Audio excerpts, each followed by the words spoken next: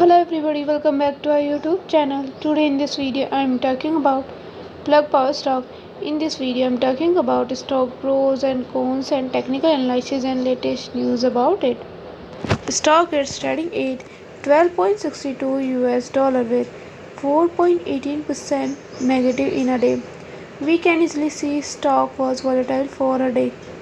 The volume of stock was recently not all-time high, so the fundamental stock is better not for today.